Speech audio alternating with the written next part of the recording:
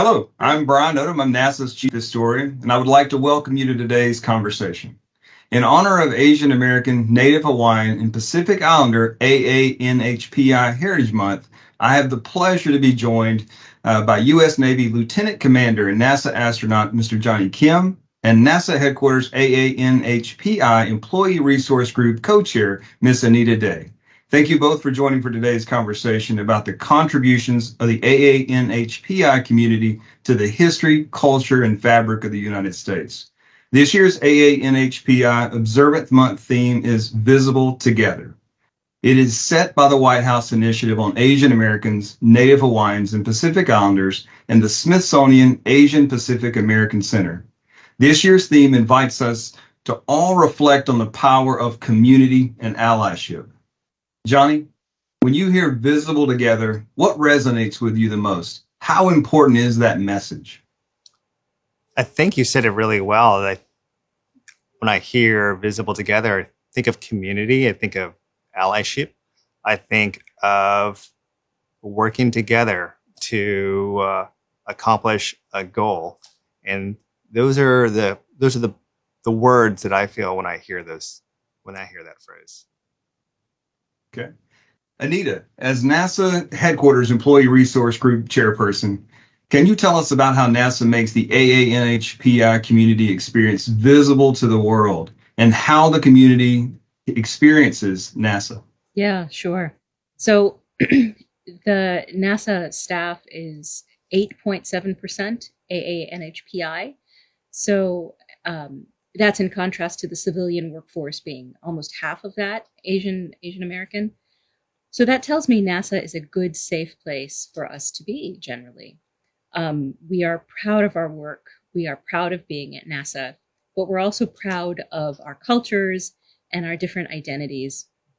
So it would be really amazing for society, but also the agency, to be able to see us as more than just Asian American, Native Hawaiian, Pacific Islanders, to be able to see all the different countries we come from. And once people are able to see us in that way as these individuals, I think it'll be easier to have us in roles of leadership as well.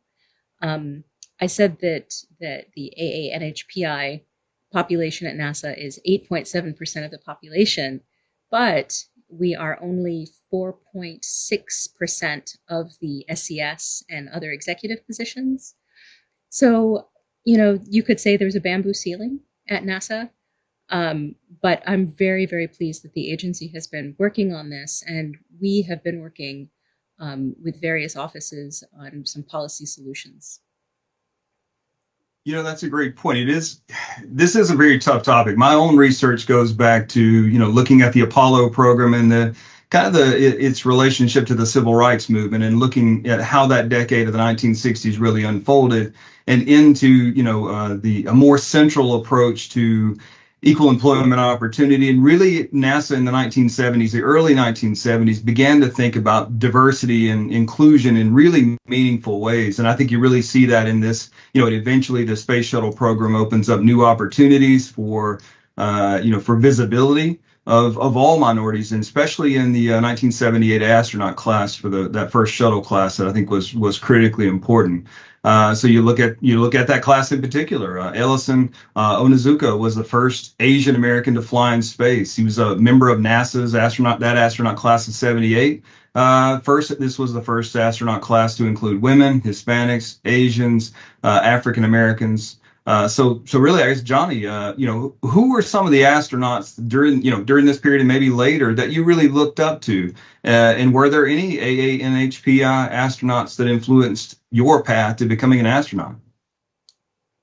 I would say when I think about my childhood, having heroes is important. We all know this. Having role models and people to look up to, having dreams as a child is really, really important. And growing up, I had a poster of the Apollo 11 crew, Mike Collins, Buzz Aldrin, and Neil Armstrong, that classic photo with the moon as their backdrop. I had that over my bed. And I thought it was an amazing thing. But if you had asked me, and people often do ask me, have you thought about being an astronaut? Have you always wanted to be an astronaut? The answer is No. I didn't think about being an astronaut until 6 months before I applied. And being an astronaut is oftentimes a childhood dream for so many people. And when I think about that, well, I had that Apollo 11 poster above my bed. And I thought being an astronaut was one of the coolest things you could ever do, to be a hero and positively impact the world. But I never once saw myself doing that. And it's just as simply because I never could relate to that. I never saw any Asian Navy SEALs. I didn't know of any Asian American astronauts. And so that's just not something that I grew up thinking I could do. And it's important to have those role models, to have those heroes that we can relate to. So to answer your question, I admired all sorts of astronauts. But was there a particular Asian American astronaut that I knew about or aspired to be like? The answer is no. I wish I did. And that's what I am very proud to be part of NASA's workforce today, that represents a much more modern America with a diversity of backgrounds from all walks of life, all races, creeds, and colors. And we're all working towards the same mission of exploring space for the betterment of humanity. Good answer. Good answer. So kind of continuing that a little further. So we know that minority groups can face all sorts of stereotypes. This term, model minority myth, is a persistent stereotype that really paints Asian Americans as inherently more successful than the general population, or in contrast to other minority groups. So Jonny, how did the myth help or hinder you? How did it help define the person you are today? This could be a really long and layered response. I'll try and do my best to articulate my thoughts around it. It's a particularly really sensitive question and topic, and I don't know if I'm particularly qualified to answer that or even articulate that. So no one should ever be put in a box. No one should ever be have labels attached to them. And I've certainly felt growing up like I lived in a box. I had a square that I had to color inside, and I had to stay within that. And people will always have expectations based on the way you look, where you're from, your gender, your race, your creed. Glass ceilings are everywhere. And it's up to the pioneers to break through those glass ceilings. And that's what we do. And we do that well at NASA.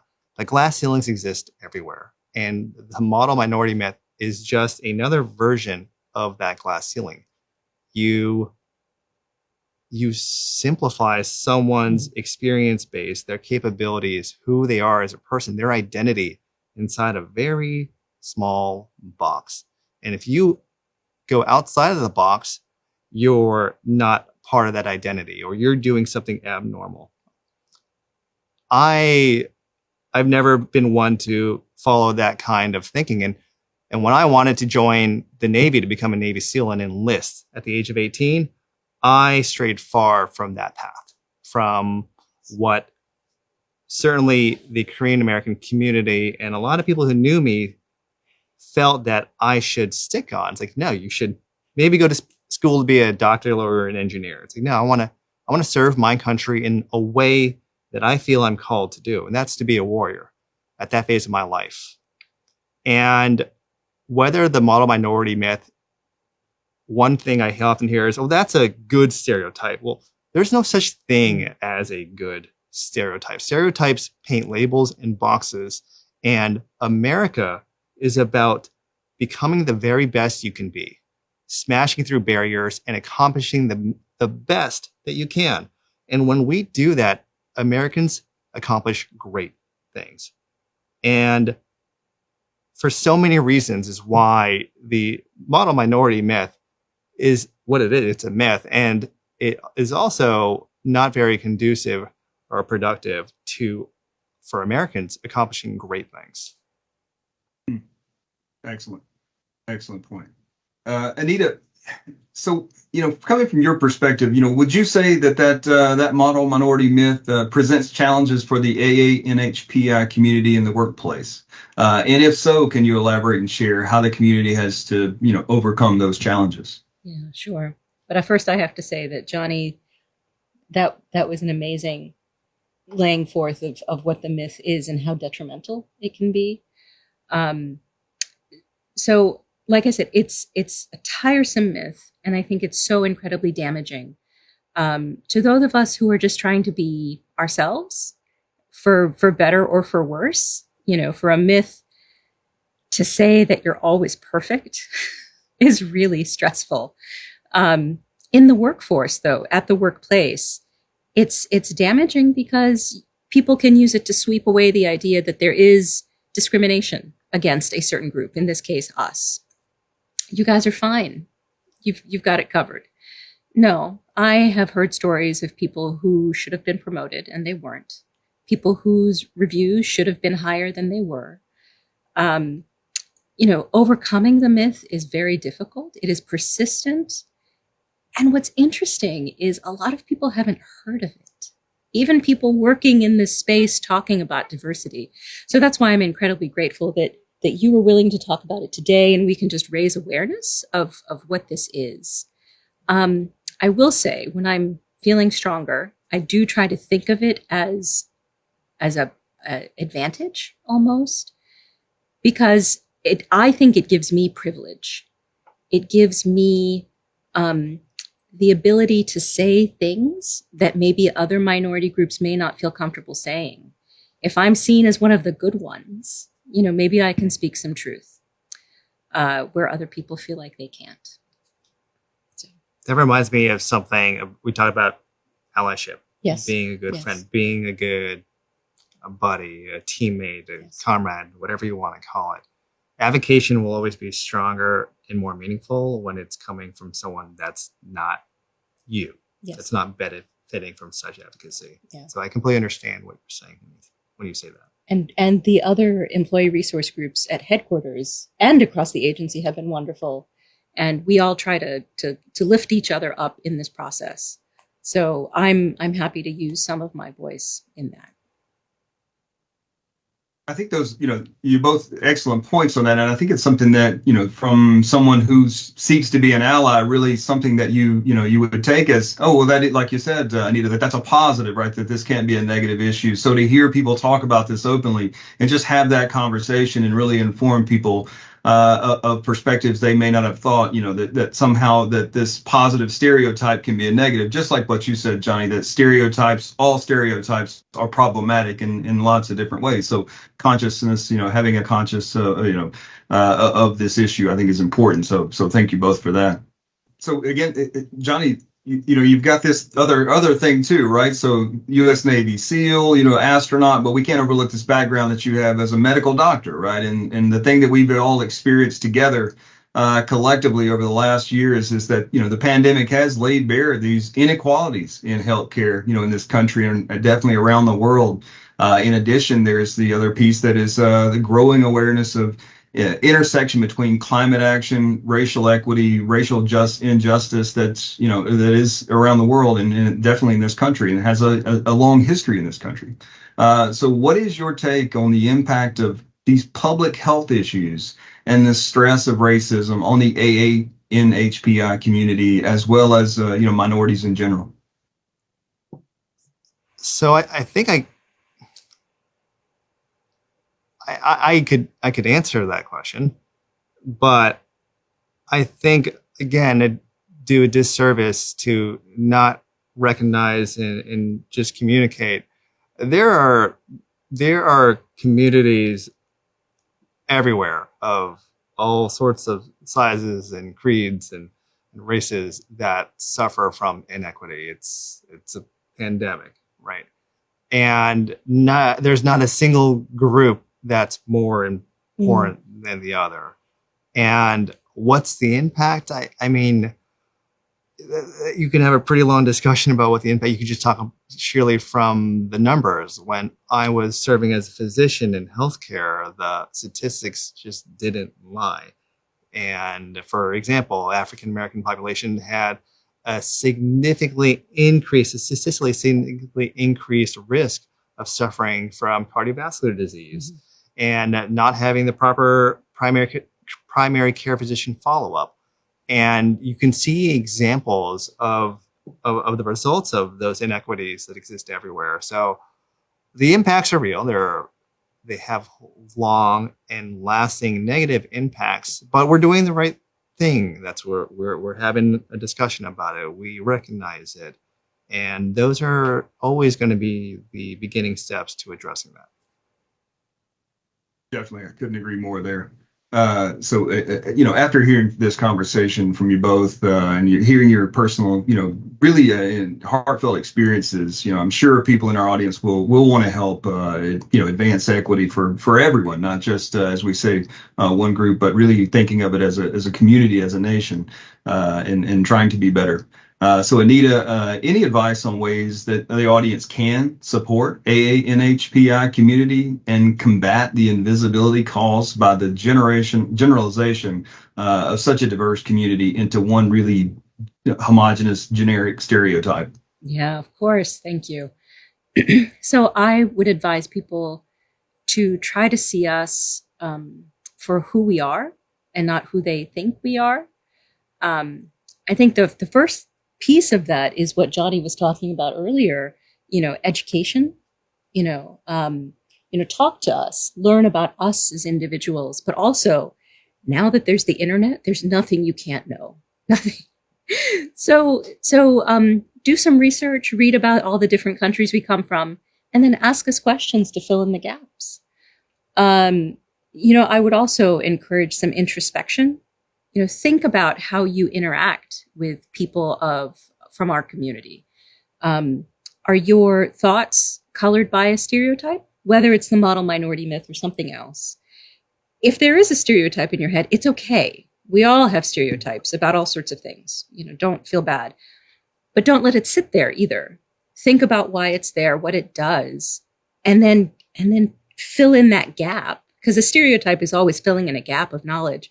Fill it in with the education, knowing somebody or doing some reading. And finally, I would say speak up. When you see discrimination, say something. When you see something, say something is not just doesn't just have to be a Homeland Security motto. When other people speak up, when allies speak up, they're striking a powerful blow against a systemic problem. Definitely couldn't agree again. That's such an excellent point. And I hate to close this out. I really want to keep this conversation going. I think we could really talk about all these issues and really come to, really expand on it. But I'll stop there and thank you both, for sharing these insights and, on history, for gathering with us today in honor of AA-NHPI month. As being a NASA chief historian, I've got an incredibly cool job. But one of the things that I really have focused on is looking at that issue of, just these issues in general. And because I think that the agency, definitely, if we're going to just zero in on the importance of this history to the agency and the work that we do, human space exploration, scientific discovery, these are critical pieces of it. If we don't learn from this past and learn that the issues we're dealing with today, people have dealt with these issues, right? What solutions have they come to? What steps have they taken? And what has it led to? And just understanding this shared past, and that all good solutions, will come from this ability to move past these stereotypes and to really do something great. So again, I appreciate it, from a history side, but definitely appreciate it from just the thinking about this as a bigger picture. So we ask our viewers to join us in reflecting on what it means to be visible together and take part in an upcoming AA-NHPI event and engagement to discover the history, their contributions, and diversity of culture. Also, be sure to visit the Faces of NASA website on the screen to learn more. Thank you both. You're welcome. Thank you. Thank you.